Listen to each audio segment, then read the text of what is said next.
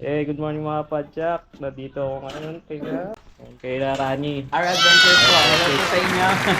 Maraming salamat kay Kuya Padyak Kangkong. Nakikita ko yung mga adventures niya sa buong Pilipinas. Napanood ko yung mga iba ron, mga sobrang solid talaga. Tapos binahin niya pa tayo rito, simula Manila hanggang Bulacan. Ito para first time ko rin nakarating dito sa Bulacan. Ay, ngayon na po ba kayo nakadaan dito? Ganda yung daan doon, parang dapalit. Oo, kasi mostly ang dinadaanan niya, puro main highway na siya. Yung back-tour. Maganda rin sa Mitao yun, sir. No? Maganda yan. May ano lang, yung may traffic nga lang sa bando. Kasi maliit na yung mga kalsada. Oo, medyo maliit na. Pero nga kayo sa bando. May mga picture rides kayo?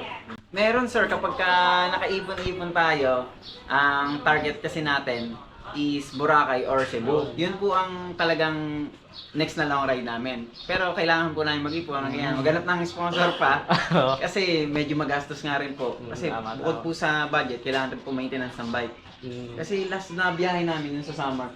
Medyo nalaspag yung cogs and chain natin eh. Napalitan naman na. Hindi pa, Hindi binawasan na nga yun ng link sa sobrang luwag eh. Yung sa sobrang luwag niya ito, kailangan na bawasan Pero ng isang link. kaya pa naman umakyat hanggang dito. Ako, nakakapa... Hindi pa naman batak masyado. Hindi pa naman.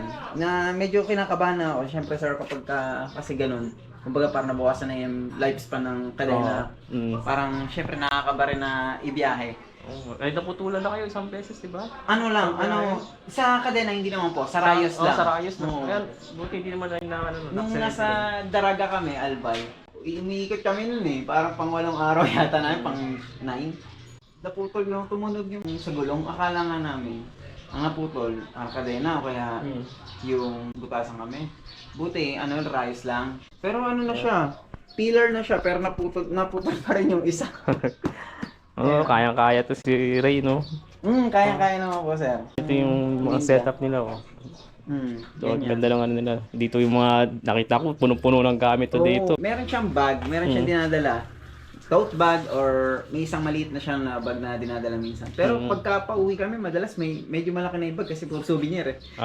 Tapos yung nung nakaraan, pinadala niya ata yun, yung pina-LBC nyo. Pina-LBC namin nasa nasa Apari. Kasi sabi namin talaga. Inaakit naman namin yung Claveria pero may dalawa kasi siyang bag na hawak bukod dun sa dala-dala ko. Sabi ko, grabe na kasi naputol yung tsinelas ko ron tapos nakayapak nga siya nun, paakit kami. Sabi ko ganyan. Pero nakatapak naman siya dito. Sabi nga lang, mainit nga lang. Kapag magpipicture kami, bababa siya, gano'n. Tapos, medyo hassle. Tapos ang problema lang dun, medyo mainit pa ng time na yun na Claveria, dire-diretso. Nakuha nga namin maligo sa gitna ng daan. Meron kasing parang mini falls doon. Sa may parang tulay tapos sa Claveria. Road siya kasi, sir, nakita ko dumaan yung bus dun eh. Main road siya. Hindi siya tulay na malaking-malaki. Ano lang siya, parang lang.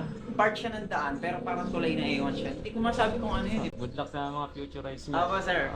Maraming salamat kay Padyak Kangkong. Sa mga susunod niyang biyahe, supportahan niyo siya, tsaka sa Facebook page niya. Follow niyo rin siya, guys. Follow niyo rin siya. Our adventures. Thank you. Thank you rin sa magpapatuloy sa akin. Thank you, Master. Marami pa akong itatanong kay Master kasi marami pa akong di napupuntahan na napuntahan niyo na. Thank you. Thank you po.